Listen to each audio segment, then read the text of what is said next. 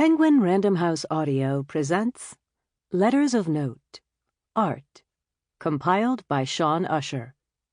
Read for you by Sanjeev Bhaskar, Louise Brealey, Simon Callow, Crystal Clarke, Benedict Cumberbatch, Stephen Fry, Neil Gaiman, Toby Jones, Ferdinand Kingsley, Jude Law, Helen Mccrory, Stephen Mangan, Clarke Peters, Juliet Stevenson, and Mira Sayal.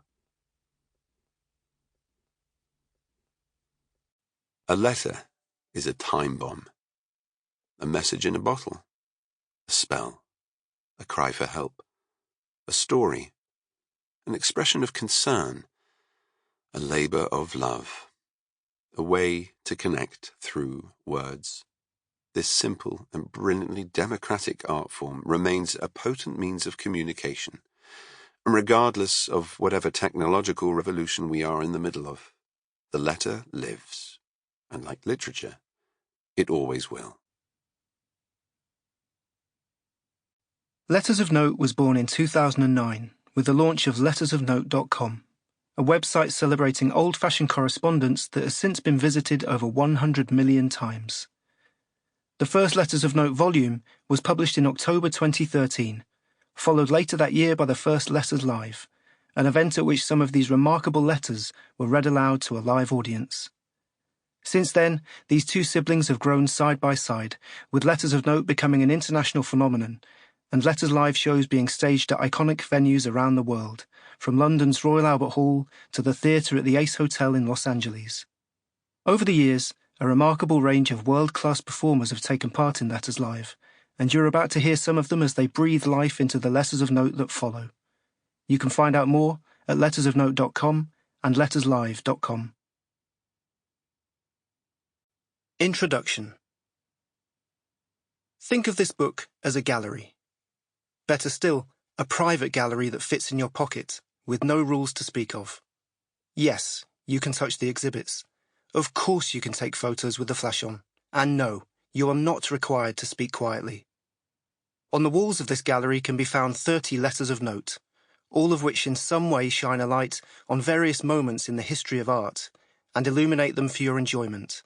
Most, but not all, written through the ages by artists themselves.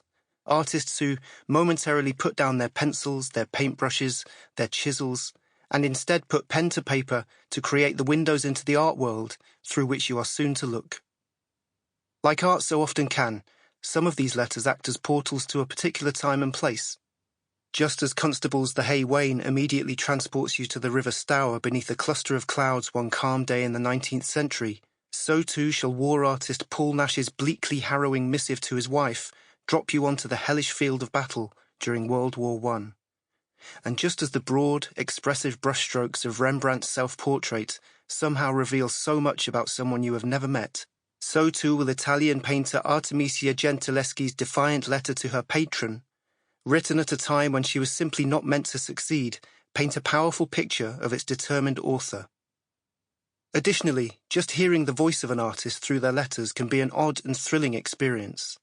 I can vividly remember the time I was introduced to the correspondence of Salvador Dali, whose otherworldly paintings defy description, his fantastical landscapes littered with scenes that play tricks on the mind, causing the viewing experience to become almost hallucinatory. Not for one moment did I imagine that his letters would provoke a similar reaction in me. Yet here was I, letter in hand, baffled and amused in equal measure by his seemingly random talk of stray breasts and nests of anaesthetized wasps, but delighted to hear his voice loud and clear in a different medium, strangely comforted to feel his art pushing through the page.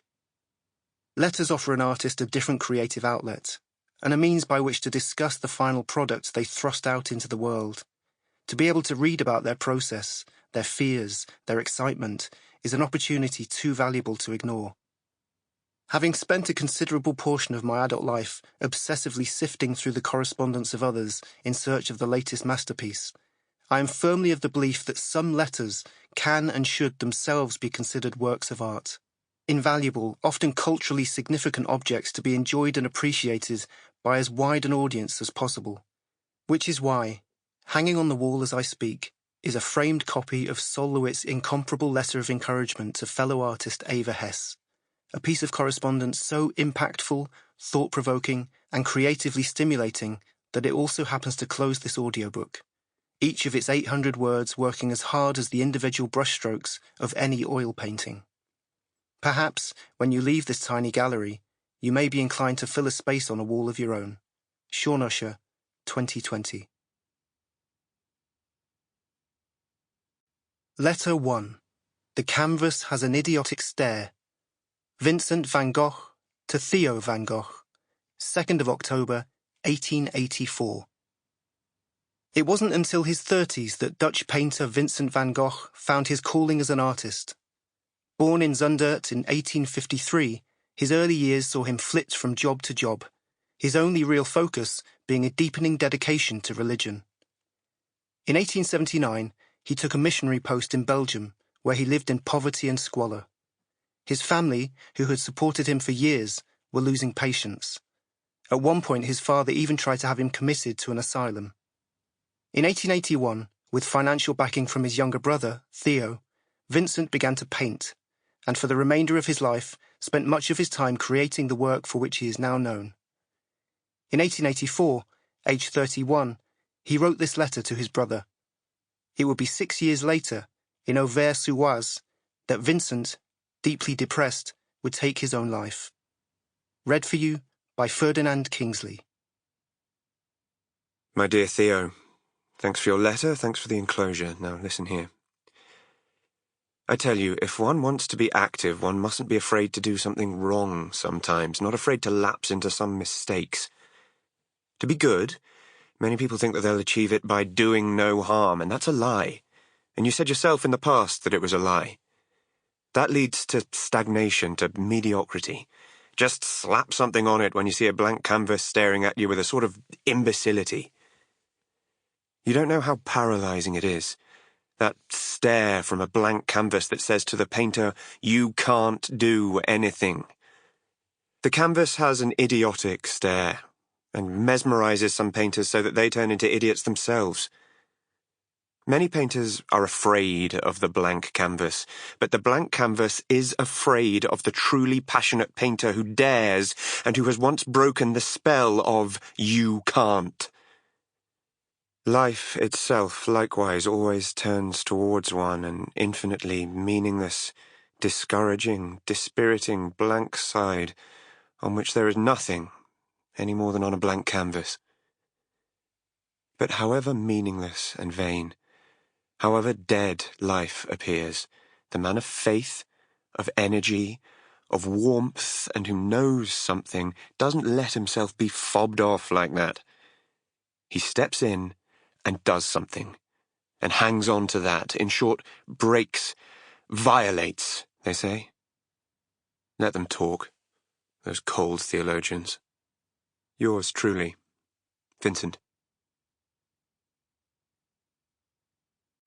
Letter 2. Fuck the Art World Pressures. Lucy R. Lippard to a Young Woman Artist. 1974.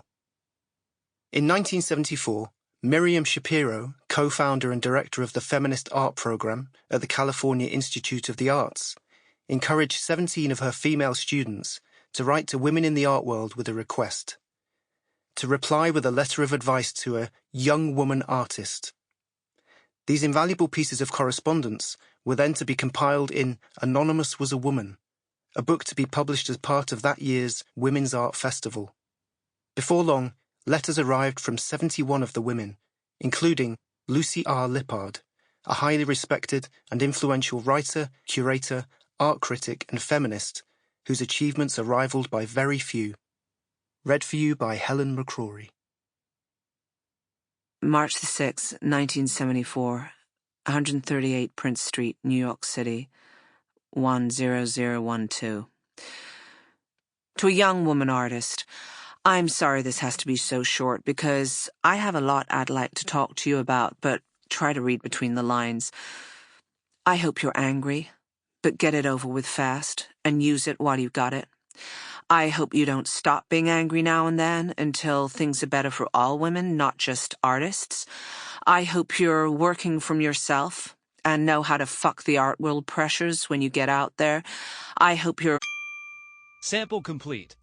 Ready to continue?